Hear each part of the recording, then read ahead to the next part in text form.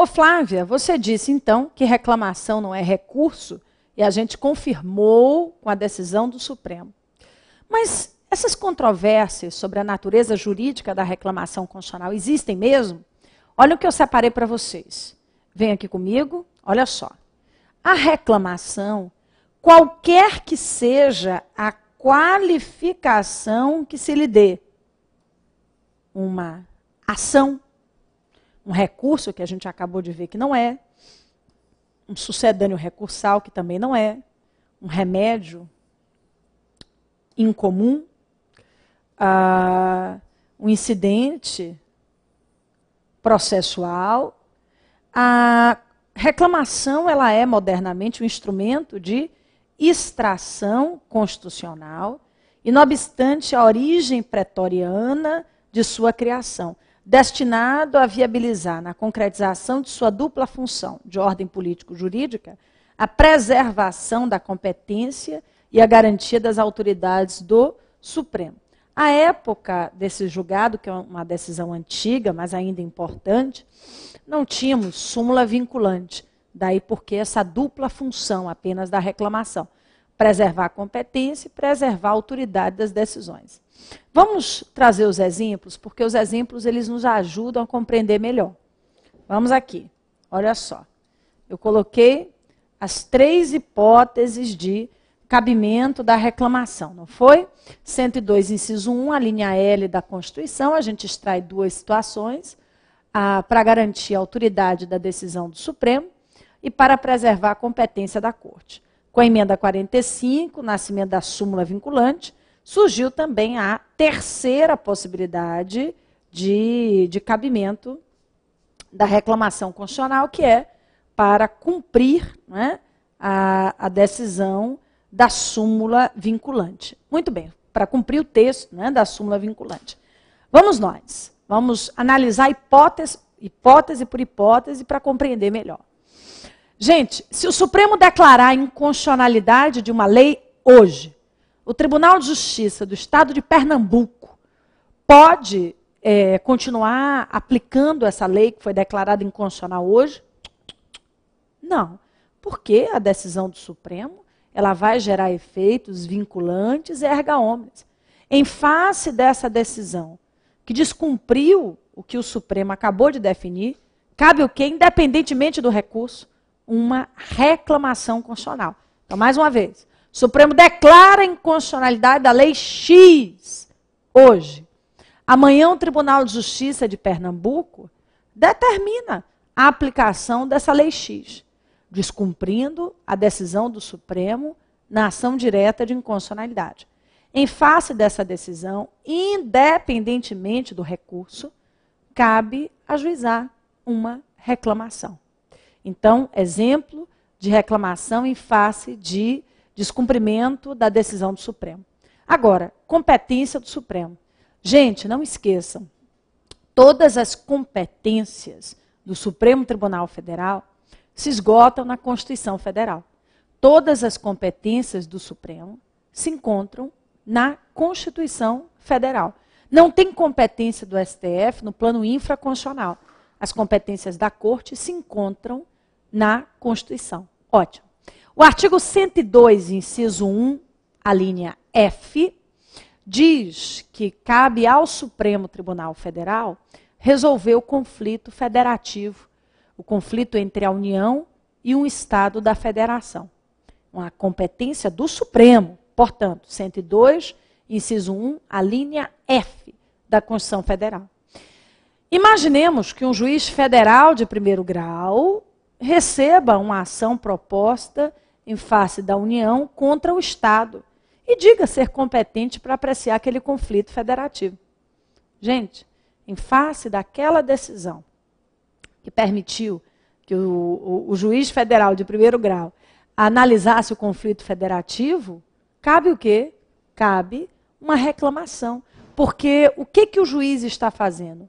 Ele está usurpando, o juiz está usurpando a competência do Supremo Tribunal Federal. Bem, quanto à súmula vinculante. Gente, são várias súmulas vinculantes eu sugiro, inclusive, que vocês leiam o texto das súmulas vinculantes, são em número 32 súmulas. Leiam o texto das súmulas vinculantes, porque elas podem cair em várias matérias. Tem súmula, gente, para todos os gostos. Súmula de trabalho, súmula de tributário, súmula de processo penal, súmula de administrativo, súmula de constitucional. Ou seja, a leitura das súmulas vinculantes é obrigatória para a nossa prova. Mas, enfim, se uma decisão judicial descumprir uma súmula vinculante, cabe também a reclamação constitucional para o STF. Vamos nós, continuando aqui. Muito bem, olha o que eu trouxe aqui para vocês. A natureza jurídica da reclamação constitucional, vamos só reforçar, ainda é controvertida. A natureza jurídica, como já vimos, da reclamação constitucional, ainda é altamente controvertida. Mas aí você vai aproveitar e registrar, né, que a reclamação não é recurso. Sabe-se disso. A reclamação não é recurso. Muito bem. Cabimento. São 3 as hipóteses de cabimento da reclamação. Acabamos de ver, não vou anotar novamente não, olha aqui. 3 as hipóteses de cabimento da reclamação. Para garantir a autoridade da decisão do Supremo, 1, para garantir a competência da Corte, 2, e para, né, garantir o cumprimento aí da sua súmula vinculante. São 3 as hipóteses de cabimento da reclamação constitucional para o Supremo. E quem é que vai? Quem é que vai poder ajuizar a reclamação, gente? Pessoal, quem está fazendo parte daquela relação processual. Isso mesmo. Imaginemos que o Supremo diga hoje que a lei X é inconstitucional. E é uma lei que diz respeito ao caso que Ana e João estão travando na justiça. Um exemplo. Gente, se a lei X foi declarada inconstitucional, o juiz não pode determinar a aplicação dessa lei X para resolver o caso de Ana e João. Gente, qualquer uma das partes, Ana ou João, pode questionar a decisão judicial que aplicou essa lei X perante o Supremo Tribunal Federal. Então, me acompanhe, olha só. De quem é a legitimidade ativa para apresentar a reclamação constitucional? Das partes, né? Qualquer uma das partes do processo originário. Qualquer uma das partes do processo originário. Qualquer uma das partes do processo originário pode perfeitamente apresentar, né, a reclamação constitucional. Qualquer uma das partes desse processo originário pode perfeitamente apresentar a reclamação constitucional. Agora observem, qual é a decisão objeto da reclamação? Gente, pode ser uma decisão judicial ou até mesmo uma decisão administrativa. A reclamação não é proposta contra uma pessoa. Lembre disso. A reclamação é proposta contra uma decisão. A reclamação é proposta contra uma decisão. Contra uma decisão que coloca em risco a jurisdição constitucional. Contra uma decisão que tenha desrespeitado a autoridade da decisão do Supremo, que tenha desrespeitado a sua competência ou a sua súmula vinculante. Me acompanhe? Então, a decisão objeto da reclamação será uma decisão judicial ou uma decisão administrativa. A decisão objeto da reclamação será uma decisão judicial ou uma decisão administrativa, que se encaixe naquelas hipóteses. Muito bem. Tem prazo para o ajuizamento da reclamação? É um dos argumentos até que sustenta a doutrina que defende que reclamação não é recurso. Reclamação não é recurso, não tem prazo para ser ajuizada. Agora, tem uma súmula muito importante, que é a súmula 734. Essa súmula 734, ela diz o seguinte, vamos dar uma olhadinha aqui nela? Maravilha! Ela diz assim, súmula 734 do Supremo.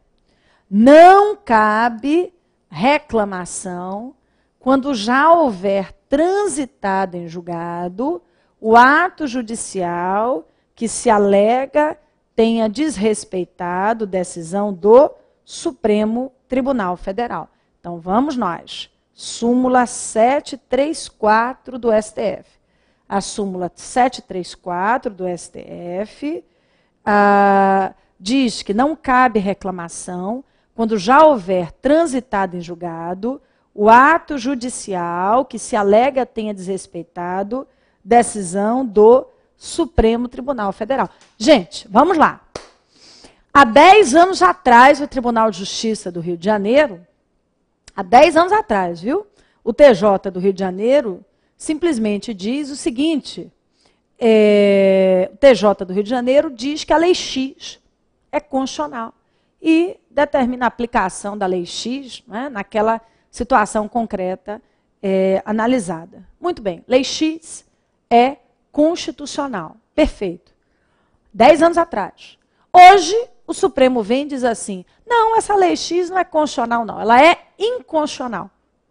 Faz sentido que caiba ajuizar uma reclamação em face de uma decisão que aplicou a Lei X há 10 anos atrás?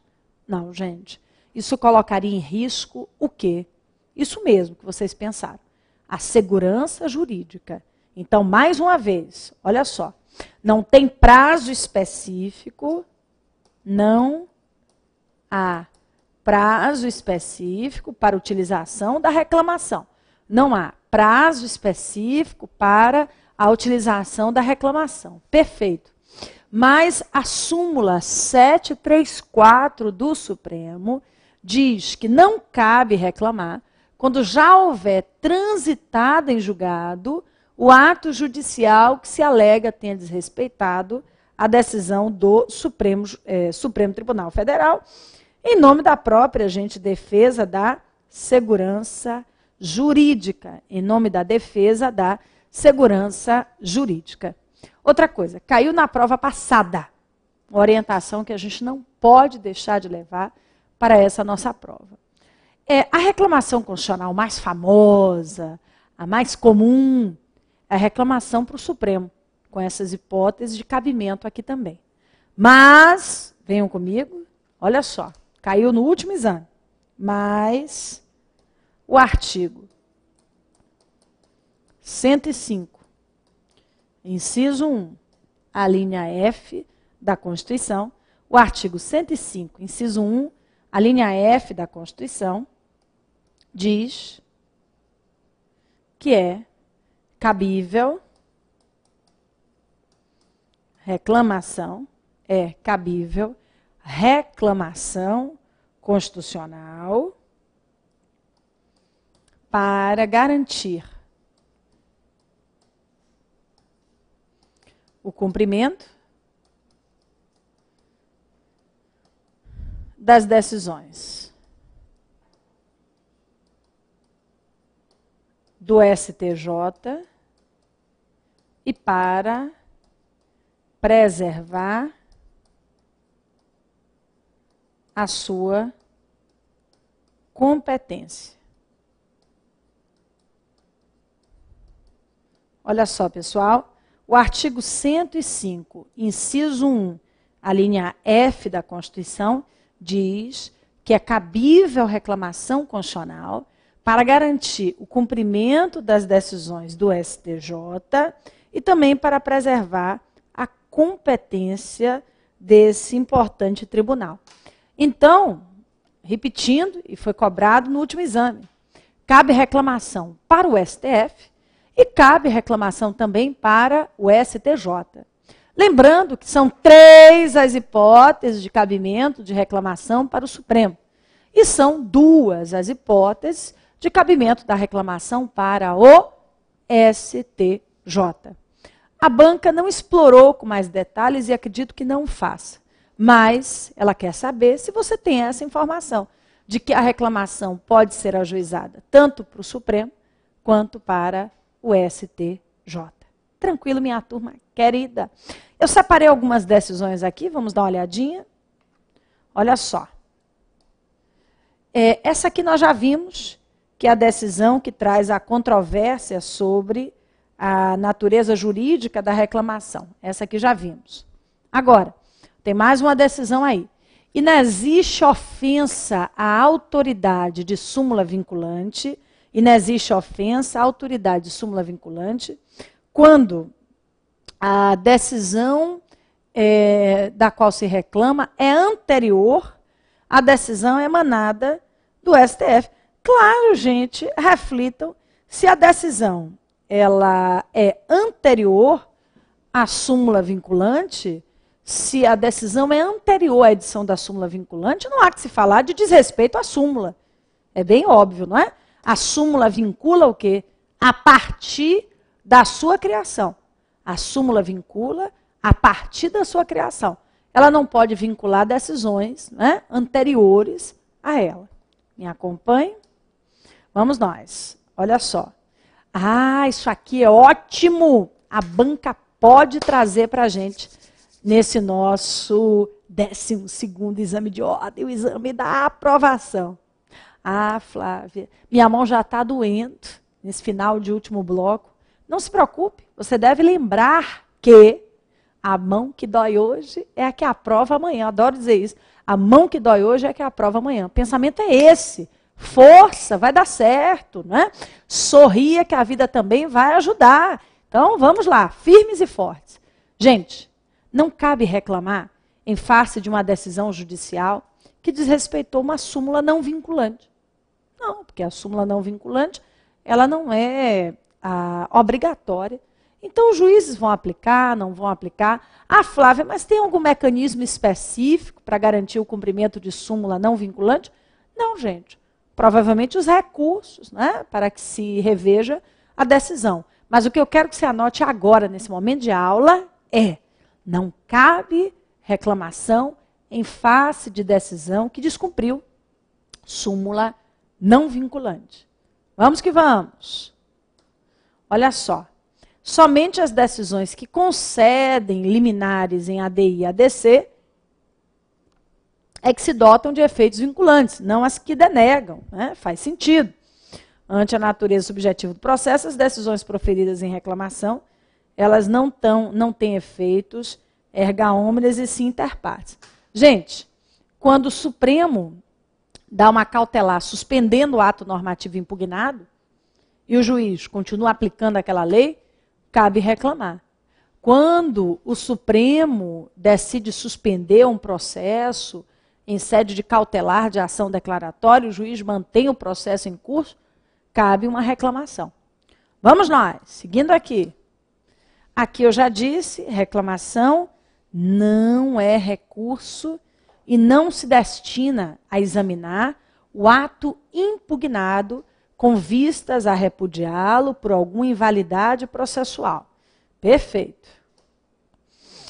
Muito bem, nós temos 2 pontos finais aqui. Vamos começar pelo ponto 9, interpretação conforme a Constituição, artigo 28, parágrafo único da Lei 9868 de 99. Minha turma querida, prestem toda a atenção. O artigo 28, parágrafo único da lei, nos traz aí uma técnica de decisão muito interessante. O que é isso, Flávia? A interpretação conforme a Constituição. Bem, imaginem vocês que o Supremo receba uma ação direta de inconstitucionalidade em face de uma lei que é plurissignificativa. Ela tem vários sentidos. Alguns compatíveis com a Constituição, outros não. ao adotar a interpretação conforme a Constituição, o Supremo vai afastar todas as hipóteses, né, inconstitucionais de interpretação da lei e vai fechar a interpretação da norma daquele modo. Vai dar a interpretação conforme a Constituição. Bem, os exemplos sempre nos ajudam, então muita atenção. Alguns anos atrás, foi ajuizada uma ação direta de inconstitucionalidade em face de uma lei que permitia que os membros do Ministério Público pudessem exercer atividade político-partidária na forma da lei. Hoje eles não podem. A emenda 45 acabou com a filiação partidária, não é, dos membros do Ministério Público. Mas durante um tempo, antes da emenda 45 de 2004, era possível. Desde que eles estivessem o quê? Devidamente afastados dos seus cargos, licenciados. Bem, essa lei, que foi impugnada em sede de ADI, ela dizia: promotores e procuradores de justiça podem se filiar a partidos políticos nos termos da lei. Nos termos da lei. E aí o autor da ação achou que, na verdade, como a lei deixava bem ampla, né, a possibilidade aí de filiação partidária, que havia uma inconstitucionalidade. Ou seja, ela gerava interpretações inconstitucionais. Mas aí o Supremo recebeu essa ADI e disse assim: peraí, a lei diz que o membro do Ministério Público pode exercer atividade político-partidária na forma da lei. Na forma da lei, pode ser válida, porque a Constituição diz, à época dizia, não é, que o membro do parquê podia se filiar a partido político desde que devidamente licenciado dos seus cargos. Então, o que o Supremo fez? Deu uma interpretação conforme a Constituição, manteve à época a lei dizendo assim: promotores e procuradores podem se filiar a partidos políticos desde que estejam devidamente licenciados dos seus cargos. E ao dar essa interpretação conforme, o Supremo acabou com qualquer outra forma de interpretar a lei. O Supremo acabou com qualquer outra forma de interpretar a lei, dando essa interpretação conforme. Fez sentido? Vamos anotar aqui para ficar mais claro. Olha só. Se a lei, objeto da ação, se a lei, objeto da ação, produzir inúmeras interpretações,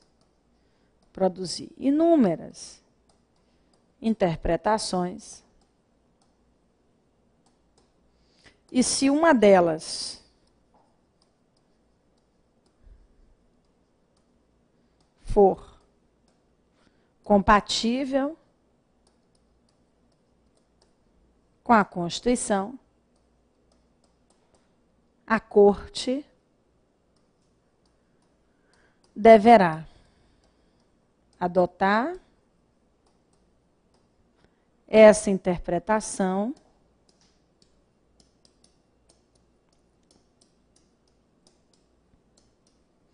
e afastar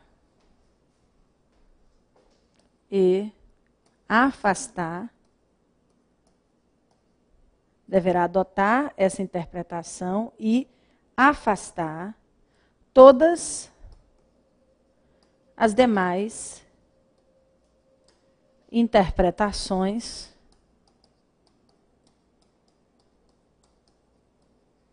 inconstitucionais.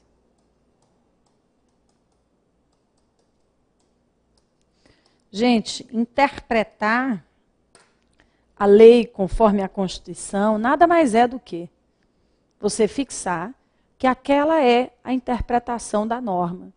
Por mais que ela tenha várias outras formas de ser interpretada, aquela é a única forma válida de interpretar. Por isso é uma técnica de decisão no controle de constitucionalidade.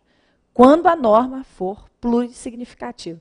Porque quando não houver jeito, né, quando a lei ela for flagrantemente contrária à Constituição, ela vai ser declarada inconstitucional. Essa interpretação conforme só vale se estivermos diante de uma norma o quê? Plurissignificativa. Uma lei que produz vários efeitos jurídicos, várias interpretações, mas uma delas é compatível com a Constituição.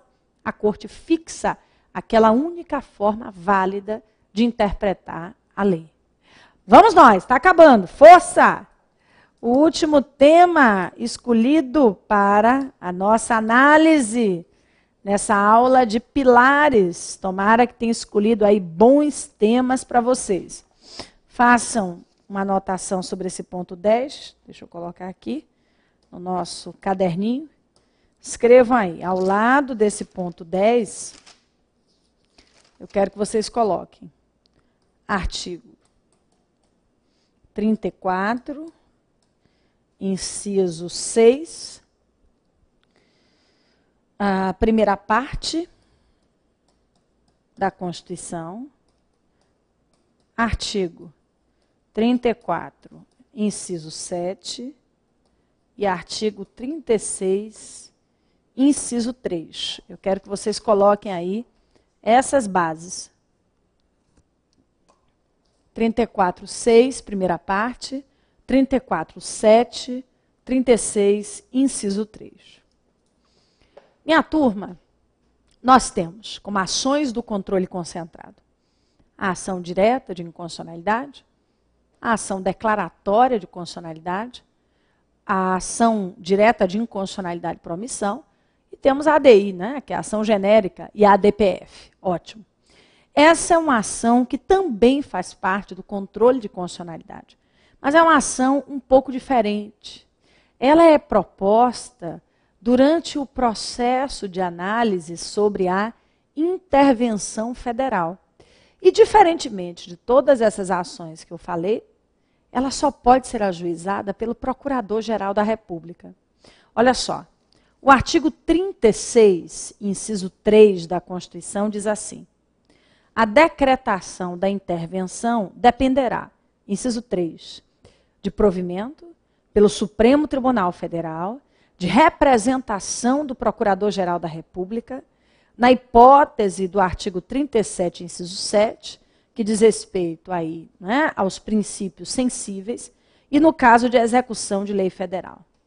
Pessoal, a União só poderá intervir nos estados e no Distrito Federal nessas situações após o Supremo dar provimento a essa ação direta de inconstitucionalidade interventiva. Venham aqui comigo, olha só. O STF precisa, nesse caso, dar provimento a essa ADI interventiva federal, também chamada, se vocês podem ver em prova, representação de inconstitucionalidade interventiva. Olha só, se a gente combinar o artigo 34, inciso 6, primeira parte, com o 36, inciso 3, combinarmos o 34, inciso 7, com o 36, inciso 3, nós teremos justamente a combinação perfeita para essa ADI interventiva federal. Para essa primeira etapa, porque na segunda etapa eu trabalho com mais detalhes, mas nessa primeira fase, eu quero que vocês levem informação de que essa é uma ação do controle concentrado de constitucionalidade, mas que só pode ser ajuizada pelo Procurador-Geral da República. No plano federal, o único capaz de apresentar a ADI interventiva federal é o PGR. Então, essa é uma característica que a distingue das demais ações do controle concentrado. Muita atenção a esse dado. Turma querida, espero que tenham aproveitado aí essa nossa revisão de hoje. Escolhi temas, né, avançados aí para a nossa primeira fase, mas o objetivo do curso Pilares é esse mesmo, aprofundar alguns temas que a gente acha que são importantes aí. Qualquer dúvida, mande a sua dúvida pela sua mensagem. Não deixem de acompanhar aí as nossas dicas no Facebook, Flávia.Bahia Martins, e saibam que eu estou aqui na aquela torcida. Realmente acredito que essa prova nossa de dezembro será a prova da aprovação. Fiquem com Deus, um abraço carinhosíssimo para vocês.